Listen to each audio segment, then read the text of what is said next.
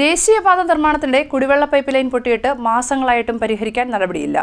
കായംകുളം കുന്നത്താലുമൂട് അണ്ടർപാസിനും കൃഷ്ണപുരത്തിനുമിടയിൽ 2 സ്ഥലങ്ങളിലാണ് പൈപ്പ് പൊട്ടി കുടിവെള്ളം പാഴായിക്കൊണ്ടിരിക്കുന്നത്. കായംകുളം കുന്നത്താലുമൂട് അണ്ടർപാസിനും കൃഷ്ണപുരത്തിനുമിടയിൽ 2 സ്ഥലങ്ങളിലാണ് ദേശീയപാത നിർമ്മാണത്തിനിടെ കുടിവെള്ള പൈപ്പ് ലൈൻ പൊട്ടിയത്.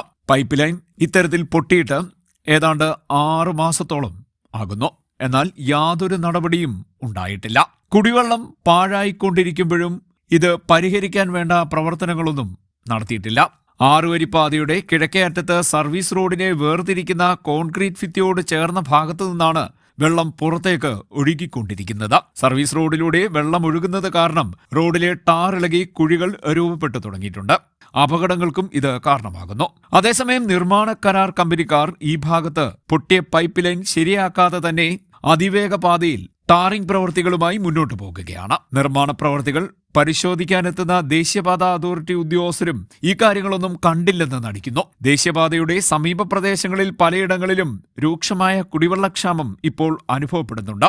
ഇത്തരത്തിൽ കുടിവെള്ളം ലഭിക്കാത്തതിന്റെ കാരണം പൈപ്പ് പൊട്ടി വെള്ളം നഷ്ടപ്പെടുന്നതാണ് എന്നതാണ് നാട്ടുകാർ പറയുന്നത്. ഏതായാലും കുടിവെള്ളം പാഴായിക്കൊണ്ടിരിക്കുമ്പോഴും അനാസ്ഥയുടെ പ്രതീകമായി ഈ സ്ഥലം മാറുകയാണ്. CDNet news, Kayamkulam.